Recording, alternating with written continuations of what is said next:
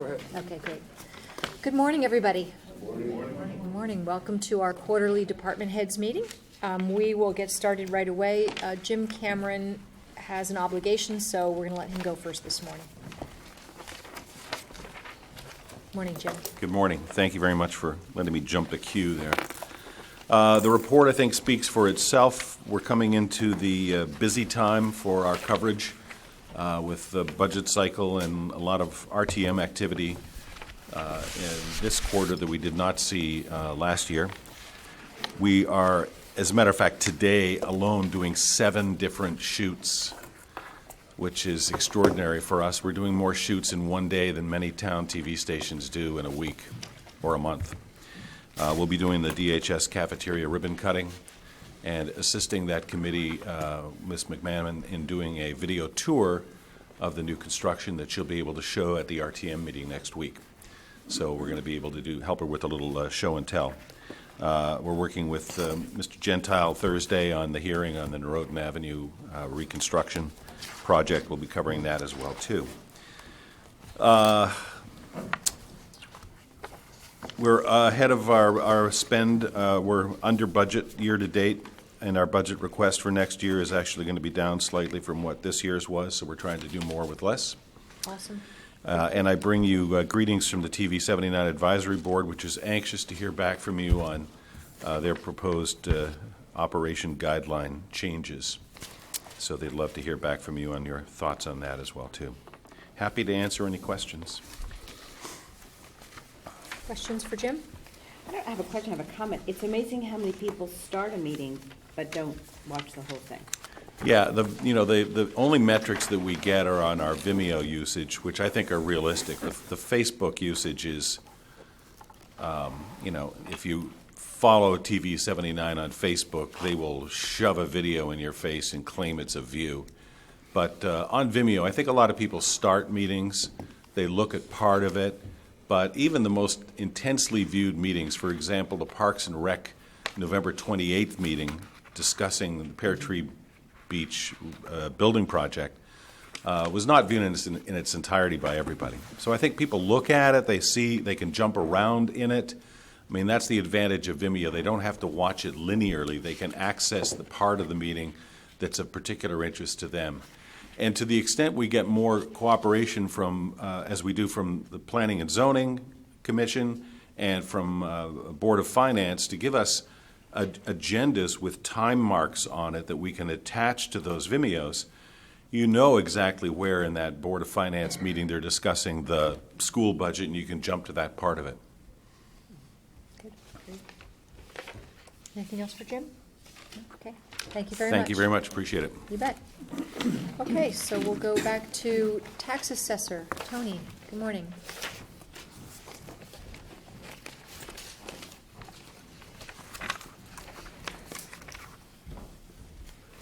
Good morning. It's good to follow Jim. He's always well prepared. The highlights of my report, I think, are a variety. I've included a 3 or 4 page summary as given to me by the Tyler Company, who progressed and have completed the revaluation. The last of the 300 or 400 notices are in the mail this week, and we'll have final results to you within the next 2 weeks with the finalization of the grand list. Some of the other highlights that I'll walk into is focusing on just over 1,000 business personal property accounts. Businesses like the name of Thorne Associates might be Mark Thorne LLC, and we've done a little extra effort this year in identifying which companies are accurately on the tax rolls and which ones aren't, trying to get 100% clarity on the business personal property that we have in town. We usually have, of the 1,100 accounts, we usually have about 80 to 90 that come and go in town. So we're making extra efforts to make sure we have the right, proper ownership name listed on the account. We've given some extensions to allow business personal property taxpayers to file as amended filings if they were properly filed on time. And I think the accuracy will give a better collection rate for Kathy Larkins. In addition to that, the 18,000 motor vehicles that we have, in the last 2 years, we've been using direct online with the motor vehicle department. It's allowed us to make sure that we can follow the license plate for each and every car. So we hopefully will have a better collection rate also on that as we go through and prorating cars as they come and go on the list. And then I gave, again, reference to the revaluation cycle. And before I offer questions for that, we do start from February to May is the tax relief program for seniors over the age of 65. The income limits this year are adjusted gross income with the 1099 Social Security statements. The cap for a married couple is $52,900, and for a single person it's $45,000. So that's my quick summary, if I can, and I welcome any questions. Questions for Tony? Tony, under the action items at the end of the audit report, it talks about review information and values generated from informal hearings. That's all going to take place between now and the end of January? We've been doing that for about 3 to 4 weeks now. Okay. We had just over 300 hearings. We anticipated about 350, 400. That's typical for the last 3 to 4 revals. Distracted by 2008 when that was a little bit more dramatic. But it's going well. It's going right on time and right on schedule. So at the end of January, all those informal hearings will be done? They'll all be done for the informal hearings, yes. Okay. Great. Get the grand list done on time. It'll be pretty well done. Just a couple of quick ones. Your report is very clear. The Tyler one has some acronyms in it, and I don't know what they are. First page, halfway down, the PRC was discussed. It's a property record card. It's something that we have actually online, and we've done an extensive amount of transparency on a compliment to George in the IT office and things that we're doing with our computers. I'm familiar with that. I just Yep. didn't know what it was. Info at door is acceptable data collection. We've visited over 650 sales that occurred over the last year and a half, up to 2 years. And we've knocked on doors in situations where we weren't sure if it was arm's length sale or if there was additional permit information.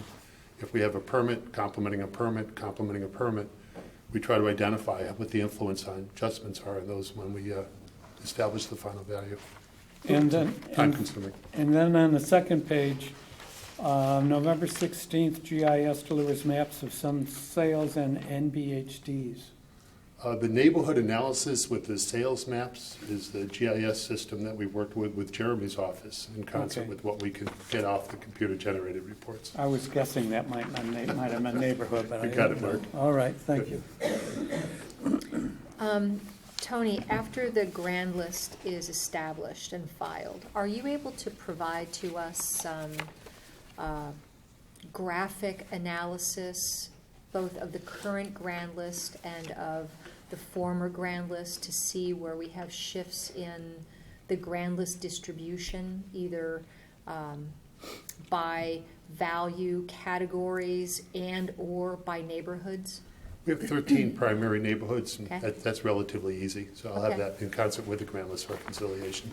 I think it would be great to see that comparative, Okay. and if can go Excellent. with charts and graphs. I don't know if OpenGov can assist with any of that or not. I think if you can put it in Excel, probably. I'm not sure what else OpenGov takes. Okay, We have an extensive amount of data, but I'll talk to Kate about that, and we'll work through that. Sure. thank you. Great. Excellent. Okay. Anything else for Tony? Okay, thank you very much. Thank you. Okay, buildings, Pete.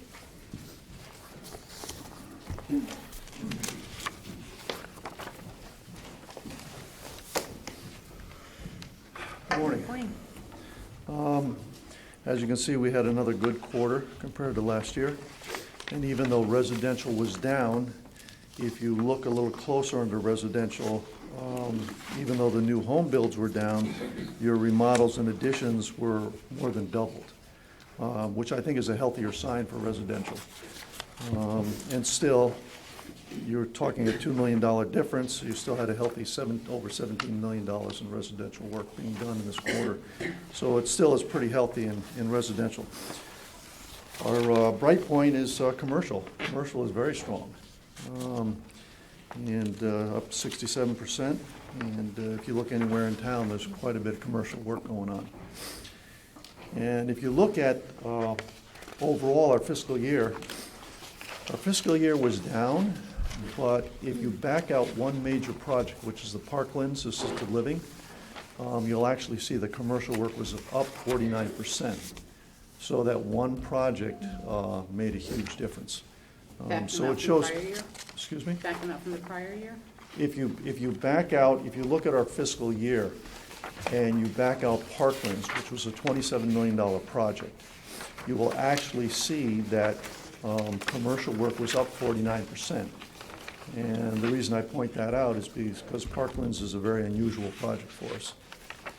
So we're doing very well commercial.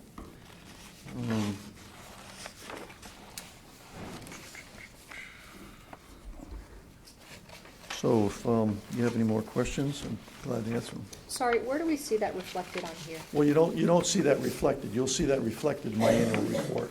Understood. Okay. So the annual report shows the difference in what Parklands did in commercial. Okay. So I think we did $137 million last fiscal year, and this fiscal year we did $112 million. But again, if you back out Parklands, you'd actually would be up 3%. Yep. So I just wanted to show you how one project made a huge difference Okay. in the work. And then if you go into the commercial end of it, backing out Parklands, you'd see a 49% increase in commercial work. Yep. We So just don't have commercial- that data. Commercial work has been very strong.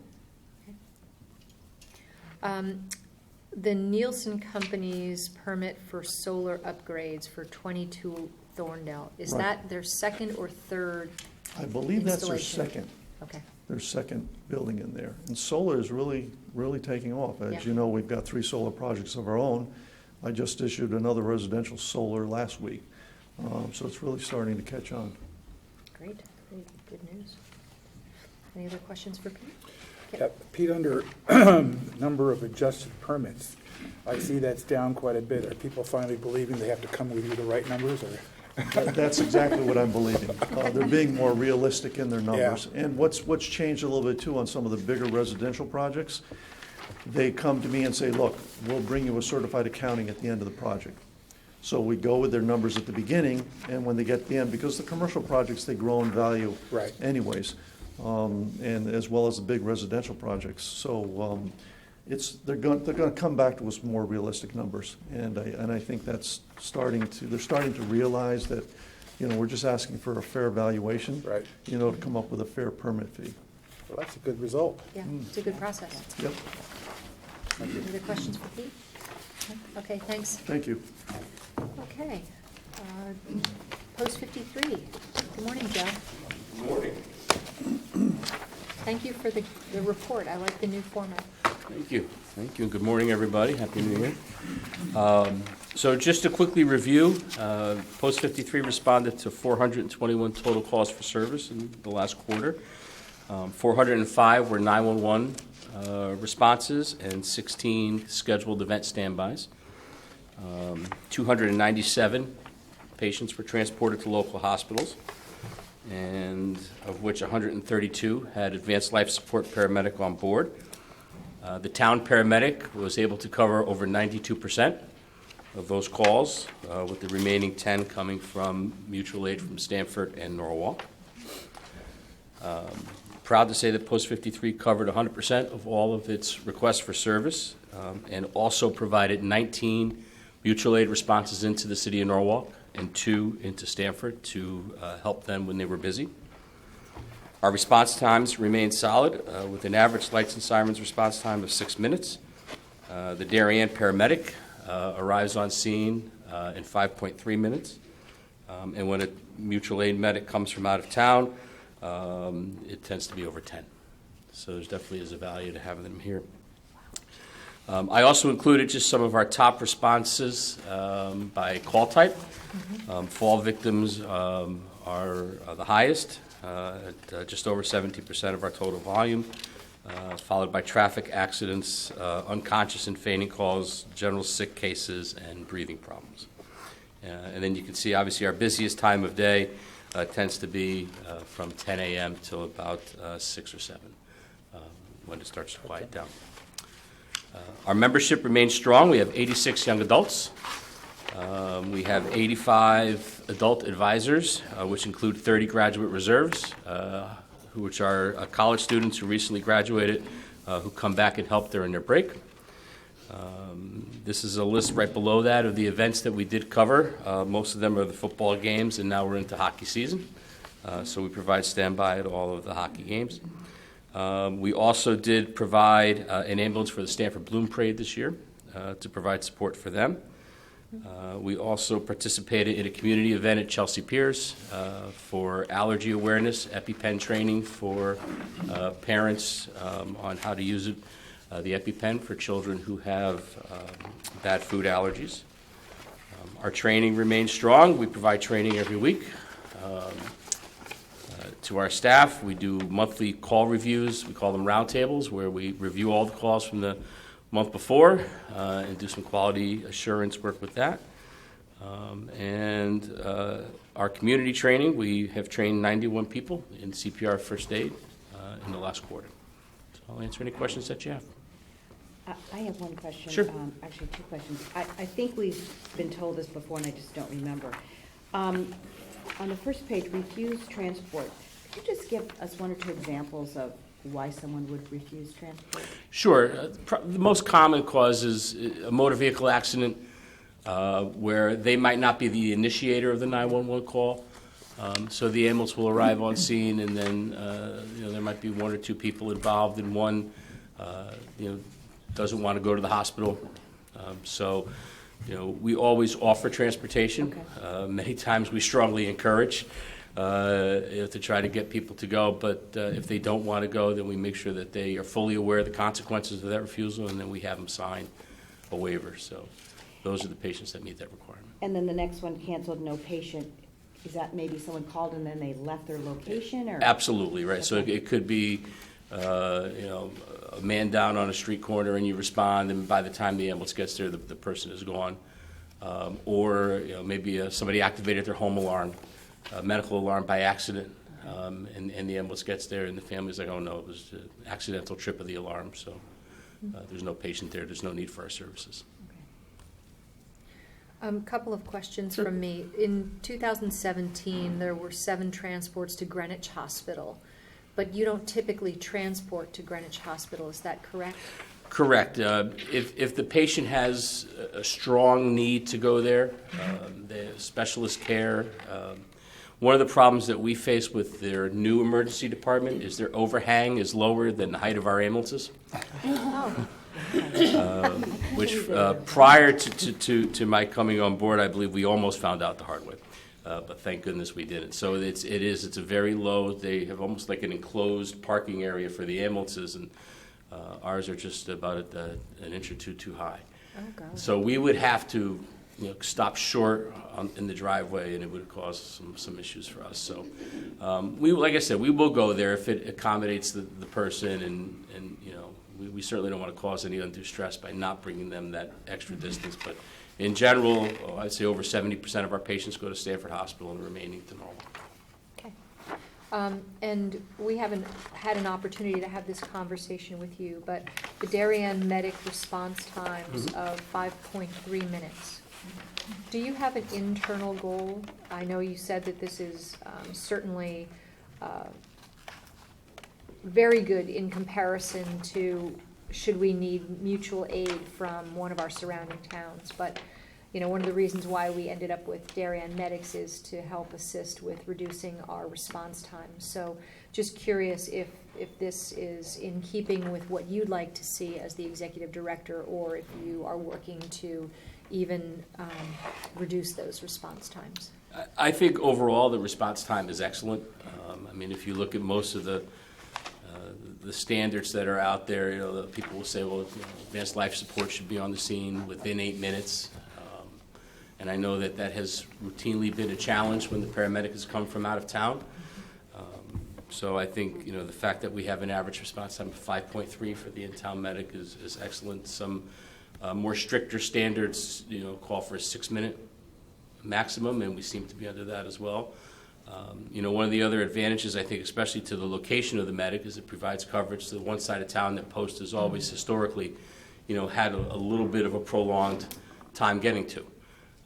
So one of the things that I would probably like to take a look at is how many times does the paramedic actually get there first, especially on that side of town, and can render care even before the ambulance gets there. So I think that's a benefit as well.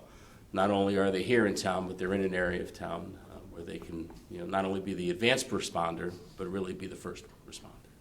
We would love to see that analysis, too. Absolutely. It'd be very helpful. I will do that. Okay. Any other questions for Joe? Thank you you very very much. Okay. Pardon? Okay. Mark, morning. Good. How are you? My report really stands for itself, but the two things I want to bring up is that the emergency operations plan for the town of Darien is now on a 2-year cycle. The state legislature backed it down to a biennial review. So we're in our review year. And just so you know how unfortunate the state works, they let us know on January 15th that the deadline was February 15th. So that's the kind of pressure that we get constantly in emergency management to turn around quickly these grants and other plan reviews and things like that. And it's very difficult to do the entire plan that's about 4 inches thick in a month. So this year's review is by far not going to be a thorough review, so to speak, but I think the document stands pretty well. In the past, we did a whole new review in 16, so it stands for itself. We're just making some staff changes. That and the EMD meeting is coming up this February, where the state brings in their folks from Demis, and they meet with all the EMDs and deputy EMDs and review some of their goals and objectives for the next fiscal year, or the next year. That's coming up. Other than that, I have nothing further to add. A couple questions for you. The Parklands Drive coverage issue, does that preclude them from getting their CO until you're satisfied with the coverage? That's been a topic of conversation. In my eyes, it should be, because if we don't tie it into the CO, they are probably less likely to complete it in a timely manner. And the last thing we want to do is have patients and occupants in there and not have the coverage we should have. Sure. Norwalk line, especially in Flax Hill area, is a weak spot in our system, so to speak. The town's covered. We're covered, an officer standing in the street, say, but when you start getting inside of buildings, it diminishes. And Parklands had to put a system in the whole entire building because of the weakness. So instead of just, in the parking garage or subterranean areas, it had to do the whole building. So it was definitely a weak spot in our coverage, and it will have full coverage once it's completed. Okay. And then how would we go about tying the CO to the need for that kind of coverage? Do you have to be enabled through some kind of legislation to do that, or is that a town regulation? So the fire code, the prior fire code cycle did not require these systems, and the new cycle, if you have one, you have to maintain it. It doesn't say you have to put one in. The reason they're putting one in is more of a design flaw, if you want to call it that. The engineer and the architects did a cut and paste from a system in Massachusetts. So when you look at our plan review, a lot of the documents we're talking about Massachusetts fire marshals, et cetera, and they included it because I guess in Massachusetts it's a requirement. So once they included it in their specifications, they pretty much had to deliver it. But they didn't balk at it. They were concerned because they were unaware of the requirements, so to speak. But they're a New England company, so they weren't unaware of the system in general. They were just unaware that Connecticut required it. And they found out when they found out that it wasn't a requirement, they tried to eliminate it, but it was in their specifications and in their construction documents. So Okay. the stipulation in the planning and zoning Yep. stipulations, one of them is for that system. Perfect. Okay. Anything else? Well, yes, for me, participating in the meeting with the Regional School Security Working Group. Yes. So I know there's a new federal school security plan, I think, that was recently issued. Does this working group review for consistency between federal standards and state standards? And since we're about to build a new elementary school, how can we feel confident that we are going to include the to-date industry best practices in school security measures as we move forward with the planning process? Try to answer it to the best of my ability. The school security work group for the region is something the region proposed over 2 years ago. It's not a requirement. And it was actually seen as a best practice for the state. So now all the regions pretty much have a regional work group. It was meant for the school districts to be able to share information and best practices. Okay, So they stuck it in Emergency Management's corner, which I chair for the region. And we just had a meeting this past 2 weeks ago, I believe it was. And the networking that the school districts can discuss in that meeting time frame includes facilities, but I don't think that there's any documentation on the federal level that really gives good insight into what buildings should be built to have or not have, so to speak. I mean, I don't see it. They may, but it's a challenge to try to get these folks together. It's the administrators more than anything, but it's compromised of the administration and the school resource officers. So they're seeing it from multiple angles. One of the long discussions for this past meeting was the long-term relocation of schools. So if school has a fire, has a mold condition, et cetera, you know, what are your plans and how are you able to enact them? Interesting enough, Stanford is in the middle of a relocation, Westport's in the middle of a relocation, and Greenwich had a relocation. So there was a lot of sharing for the different districts. It's well attended, so it's a good ability for them to talk things through and to network, and then obviously they can communicate outside of the meetings themselves if they have questions or concerns. so who or what agency will be our best resource for industry best practice school security as it relates to facility construction? Do you know? I know that there's part of the state police, which is part of Demis, Okay, has a resource that you can call on. They have school security folks, that's their main focus. okay. I would venture to guess that our own police force would probably be one of the best avenues to utilize, Sure, since they're familiar with the student body and also the staff. yeah. From an architectural standpoint, I honestly don't know if documentation or the codes have caught up to all that's happened in the years past. My assumption is that, I know with fire alarms, for instance, they're not even called fire alarms anymore. They're called emergency alarms because they're multi-purpose. Sure, So things are changing. I just don't think they change rapidly in the code world. okay. Any other questions for Mark? Okay. What is the status of the T-band issue? Well- Any handicapping on that one? I'll give you a little insight.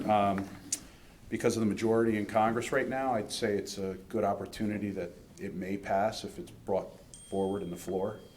Unfortunately, I think with what's going on in Congress right now, trying to get other things prioritized, it may occur or may not occur in this session. The climate is right for it if it was to be presented. Yeah. But certainly, if the deadline is, approaching quicker than I wanted to, and I think we're going to see it changed, but I just don't know if it's going to be Okay. this rapidly. I would love to see it sooner rather than later. Yeah. Thank you. Thanks, Mark. Jen?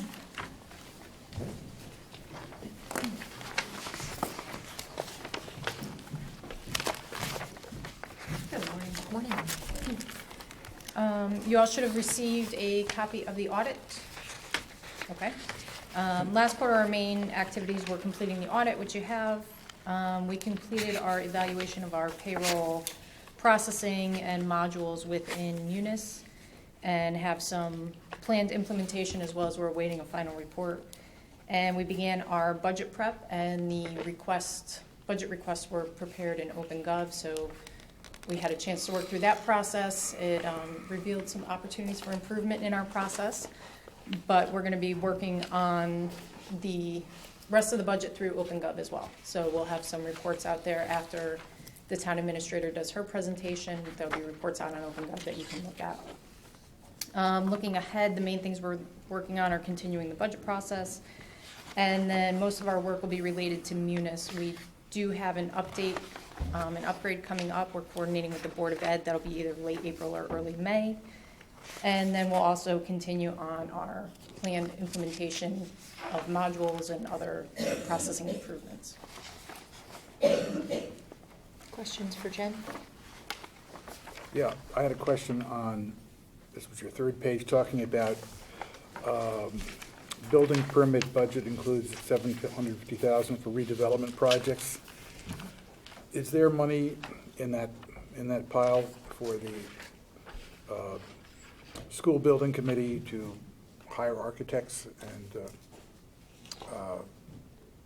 bid up construction managers?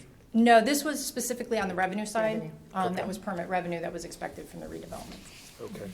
And then revenues exceeded expenditures by 23 million. What were you expecting? We always expect it to exceed because we start the January collection process kind of starts the end of December. I haven't really looked at what a norm would be for how much revenues would exceed at the end of 6 months, but that's something I can look at.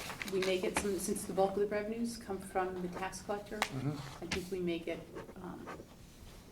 some answers from her on what we should have gotten versus what we did. Okay. Jen, for the intergovernmental revenues, when should we typically anticipate the receipt of the balances that we think are due to us? The bulk of that is obviously special ed excess cost.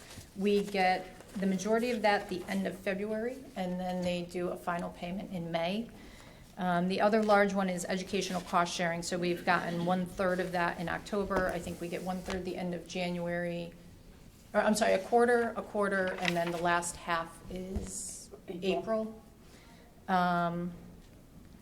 The other ones are usually, like LoSiP will be, I think, also the end of, or Town Aid Road was the end of January. And LoSiP, which is our other large one, is actually, we get our allocation in March, and then we will submit paperwork to draw that balance down. Okay.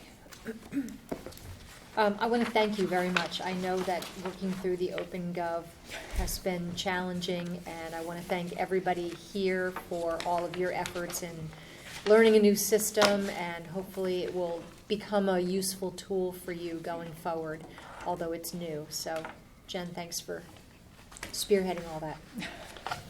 Any other questions for Jen? Okay, thank you. Fire Marshal Bob, good morning. My report pretty much stands for itself. A couple of highlights. Some of the projects we've got going on, the assisted living, they are hoping to complete early February, to be ready to open. We're up there on a daily basis, as well as the building department, inspections, testing.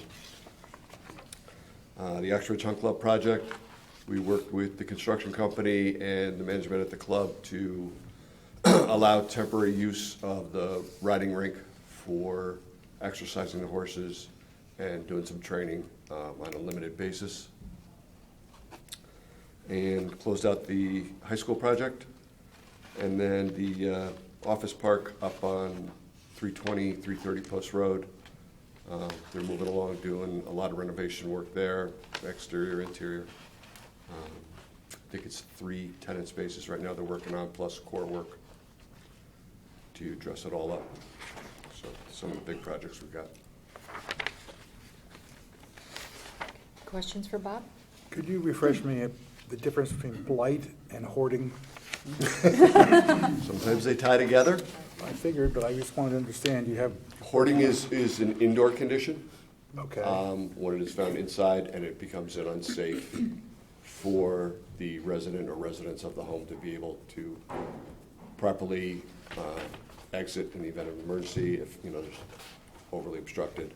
And that's not visible from the exterior versus what blight is from the exterior. okay. And assembly? Assembly inspections are restaurants, bars, anything where over 50 or more people can gather. Okay, thank you. So your chart on blight case investigations, is this telling us that we have investigated and/or taken action on 50 unique properties, That is correct. 39 of which are either considered blight or on a watch list at the 20. moment? Right, yes. Okay.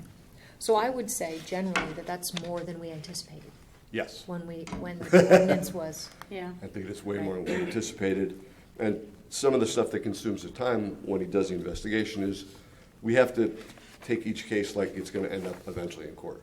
So it's the whole process that has to be followed of proper documentation, proper notification, letter sent and everything, so that we follow the same process on every case, so that should you ever end up in court, you can show that this is the process that you follow, and this is the process you follow on every case. So you're not singling out somebody. Questions? On false alarms, is the problem usually the system, the installer, or the homeowner? Problems are failure to maintain in some cases. A lot of cases, what's coming back up again is contractors working on the system, or contractors working on the premise and not taking proper precautions to either cover the detectors or putting the system into test mode so that they don't dispatch the fire department. So it's not as though there's a couple of, if you will, security systems suppliers that are putting out bad product? No. Okay, that's all I wanted to ask. Thank you. Any other questions for Bob? Okay, thank you. Okay, health. David, good morning.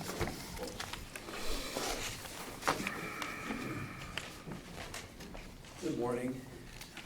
I would like to start off with an update on the legislative roundtable discussion that was called to meet last week dealing with regionalization, and the update was the meeting was canceled.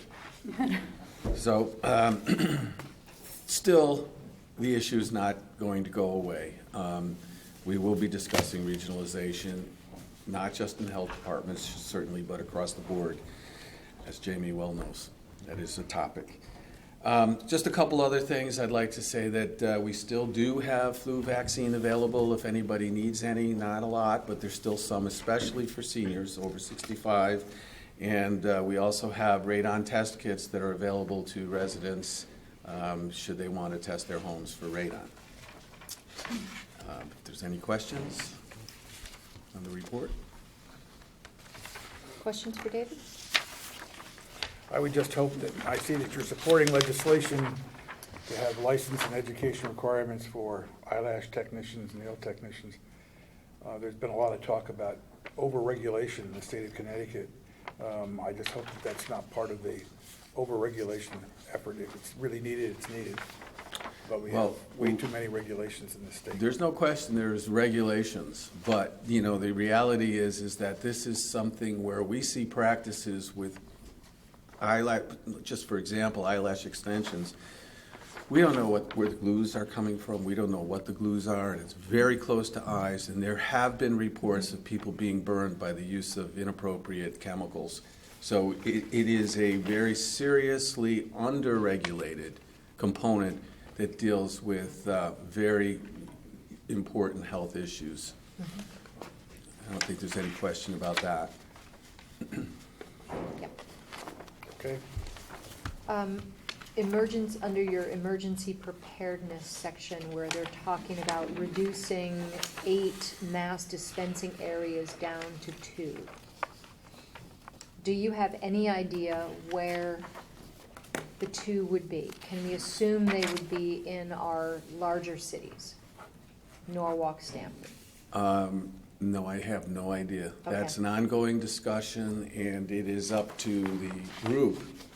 The state has kind of pushed that off to member towns to figure out how to do it. They just want fewer. So where it would be, certainly, I know one of the discussions that we had was perhaps utilizing rest areas. if they could be secured as being mass dispensing locations, but someplace that is accessible, not like off the main roads in our major cities where access could be very difficult. That discussion's ongoing. So I'd love to just make a recommendation for your consideration to pass along, rather than, an arbitrary consolidation of these mass dispensing areas. I think it should be looked at in terms of timed access, whatever it is that's being distributed. I would assume that if you're have the need to distribute in a mass way some kind of medications, time would be of the essence, efficiency and time. So I hope that will be the consideration. What the mass dispensing area would be a place for us to collect what we need to serve the residents of Darien. Okay. So it would be for all the communities to go just to pick up. Got So it. the state just brings in a truck and they offload, and then we'd have to go pick it up. So So it's a still- distribution point. Exactly. In other words? Yes. Okay. And then we would likely go through the protocols that you practiced a number of years ago, where we dispense perhaps at one of our schools. Right, and currently we're with Stamford, and it's just the two communities Okay. that are set up the way it is now. Okay. Great. On your reportable diseases and conditions, this idea of recovery coaches, I know we're going to be talking more about that. Very interesting. I am interested especially in the data. Since April, 41 alcohol and 22 suspected overdoses related to emergency room visits. You and I have talked often about data availability or lack thereof. Where did this data come from? That's from the new syndromic surveillance system that the state just activated in April, which is why I only have figures from April. That is non-specific.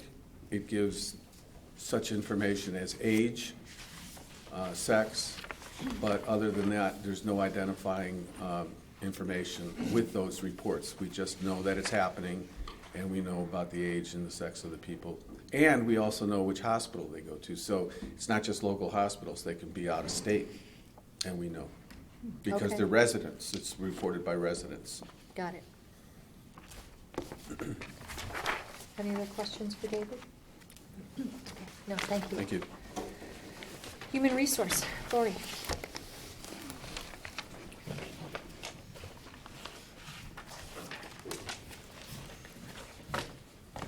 Good morning. Morning. Just a couple of highlights to my report. We have a couple of important searches going on. One is for our payroll administrator who retired in the beginning of the fall. And then we also have the supervisor of facilities and equipment going on. Both of those, we're taking applications in now. We're getting good responses. Also, under labor relations, we have concluded negotiations with the town hall union. That happened in December. We're getting ready for the ratification and approval process of that document. The union is set to consider ratification the end of this month, the last week. And then it looks like this will go to your board on February 4th, and then to the Finance Committee, and ultimately RTM on February 25th. So soon I'll be getting you additional details on what is in that contract that we negotiated. We're still in negotiations with the police union. Those are set to conclude by the end of this month. So either we will have a contract to present to you, or that may go to arbitration, unknown at this time. Lori, I have a quick question about Yes. the training and development. Yes. I think it's a great thing that we have neighboring municipalities working. So does that go both ways, and how does that communication get put out there that, Norwalk's offering X and Right. Darien's welcome to go to it? So that one in my report happened to be offered by KERMA, and KERMA does the advertising. So KERMA provides the training for free. When we ask for training to be held in Darien, that can be just for our town employees, or we can open it up to other towns. In general, we open it up to other towns, and so it's well advertised. and we also have access to training in other neighboring towns. It works that way with CCM's training as well, so we take advantage of that. And Kerma has an extensive online library of classes that any employee can take online. Right. Anything else for Laurie? What was the gap analysis you're talking about in the back? Yes, Jen mentioned that in her report on the finance department. That had to do with, we had a consultant come in from Tyler Technologies who handles the Munis product that we have. And we were looking at, for HR and payroll modules, how we're using the system, what it's doing for us, and what modules or applications we are not using. That, you know, there are items that we're not addressing that we may begin to use. They're unmet needs. All right, so the gap is between what we're using and what's available. Right. Got it, okay. I'd go further and say not just what we're using, but what we're using, but not to the Full full extent. extent. Anything else for Lori? No, okay, thank you very much. Okay, Human Services, Ally.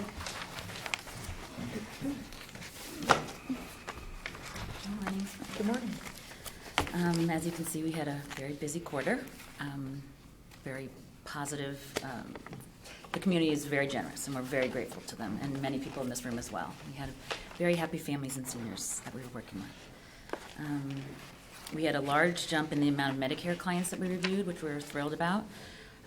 We went up about 20, I think from 48 to 68, which is a huge jump. So we want to reach more and more seniors every year, and we're happy about that. Holly, I know you track new clients. Do you also track, and hopefully there are some, clients that have left you because they've been able to make progress on their own and maybe don't need some of your services? We haven't formally tracked it. We could. We usually leave cases open, or client cases open. We don't have a set, like if they haven't been in a year, we close them out. Usually we leave them open for a few years because sometimes periodically people might need help. We could think about how we could, I mean, Very interesting data. Yeah, I don't know if there's even going to be, I mean, hopefully that is the case, that, I feel like we have had, between our different programs like back to school and holidays, each year we seem to have a few more saying, oh, we're okay this year, we don't need the help. So it'd be hard to kind of pinpoint exactly, but we can look into it. That would be very That's our goal. interesting. Yeah. Maybe active versus inactive, if you, I understand you keep the case. Yep, we have filed. active, closed, and I inactive. mean, I'm not looking to make it a whole new Right. set of paperwork that's overwhelming, but if No. there's anything you can do that, it would be a very positive thing that Yeah. we could see. Sure. Absolutely. So with your fuel funding, we received 10,000 last year. This year we have $4,000 Yes, available. for Operation Fuel. Every town across the board got cut. They don't have additional funding as they had in the past. Okay, all right. And what do you anticipate will be the result of that, since we distributed almost $7,000 last year? We're going to have to lean on our other funds that we have available to us. Okay. So that grant money for fuel comes, is that a state grant? No, it's Operation Fuel. It's a nonprofit. You ever see in the bottom of your electric bill, it says add $1 for Operation Fuel? So they do have some state funding, but then they had external funding as well, which they don't have as much of, so unfortunately they're limited. Any other questions for Ally? Is everybody warm, Ally? Yes, everyone's warm. Luckily, we didn't have to call seniors over the weekends. Yeah, okay, thank you. Okay, IT. Morning, George.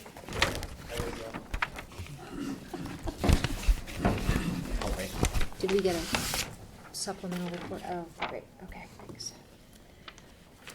All set? Any questions for George? Yeah, just a brief summary.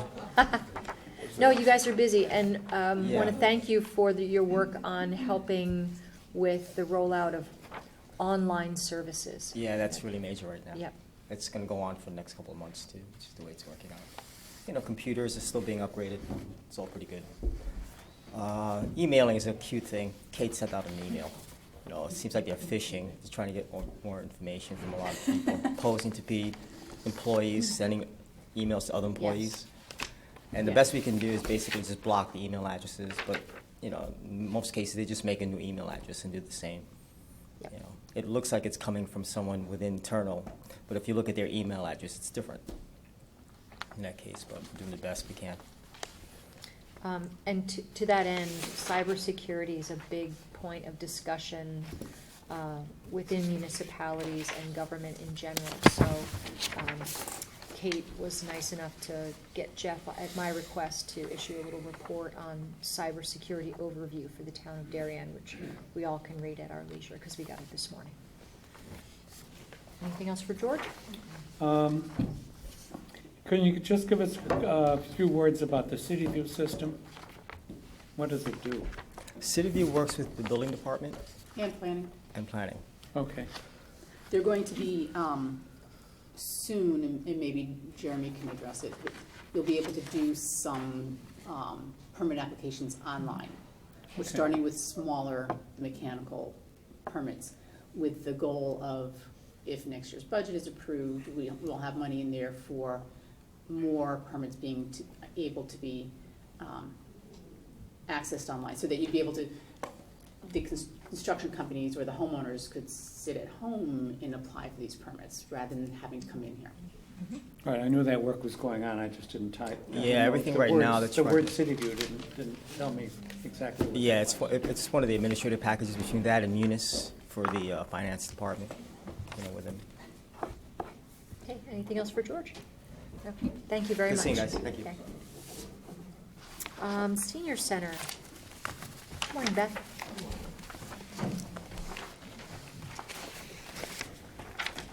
Just have some highlights. Moving into January, we are doing a survey and our annual renewal membership. We are for the first time having the IRS, VEDAS, and ARP tax program on Mondays at the center. About when it came in 2009, the program wasn't even at the Darien Library. They did it at the Senior Center and found the Senior Center not the place they wanted to be. So they are coming back, have looked at our computer room, and are going to be running the program from 9 to 1, so 27 appointments will be at the Senior Center on Monday, starting next Monday, all the way through April 15th. We also got chosen again to be to host the Matter of Balance, which is an award-winning balance program. As we've heard, 70% of the reasons for calls are for balance. All of our exercise activities are related to improving balance and keeping people resilient. But this program offers an 8-week course through Fairfield University's graduate nursing program, and we were picked again this year to implement that program, and we do have 20 people coming. ARP Safe Driving course, we've been doing it 4 times a year. They're asking us to do it 5 times because all of our classes have been filled. Our next one is in February. The monthly caregiver educational support group is back and thriving at this point. We're seeing an uptick on people that are looking for information related to caregiving for people that have cognitive issues. So the support group now has consistently had anywhere between 8 and 12 people per month for the last 4 months. The Connecticut Alzheimer's Association, Connecticut chapter, also reached out, and on February 28th, we are going to hold a community forum between 6 and 8 o'clock at the Mather Center for not only for them to do an overview presentation, but for them to also ask what our community needs. So that's what's up, coming up. Any other questions for Beth? No? Good. Wonderful. Thank you. Okay, Parks and Rec. Pam.